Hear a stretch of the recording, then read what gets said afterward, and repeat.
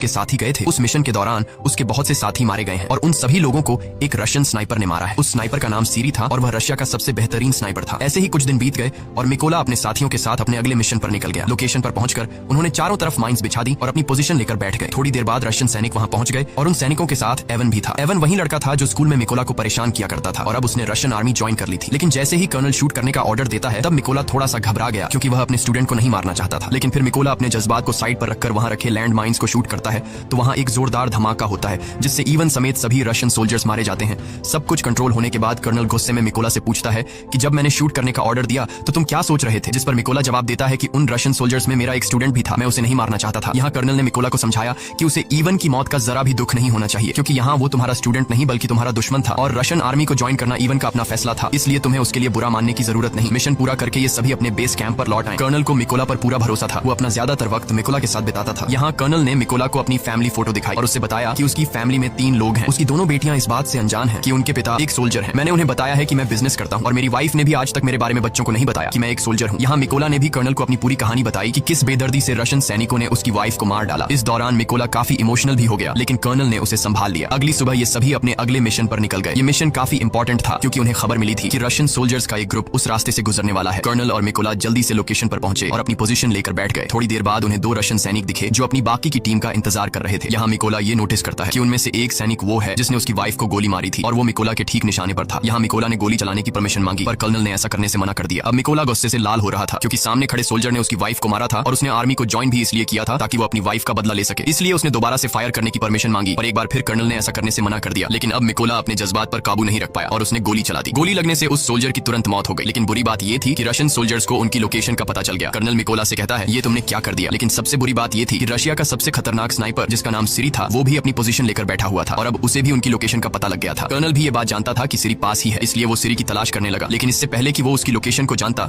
सीरी ने उसे एक हेडशॉट दे दिया और कर्नल की मौके पर ही मौत हो गई। अब मिकोला को समझ आया कि उसने कितनी बड़ी गलती कर दी है। उसकी गलती की वजह से कर्नल की जान चली गई। मिकोला को पता लगा कि रशियंस को उनकी लोकेशन का पता लग चुका है। उधर रशियन सोल्जर्स ने भी मिकोला के ऊपर जोरदार फायरिंग और बमबारी शुरू कर दी। अब बिगड़ते हालात को देखते हुए मिकोला ने पीछे हटने का फैसला किया। उसने कर्नल की बॉडी उठाई और अपनी पोजीशन से पीछे आने लगा। जल्दी वो दुश्मनों के इलाके से बाहर आ गया और सीधा अपने बेस पर पहुंचा। मिकोला को कर्नल की मौत का काफी अफसोस था और वो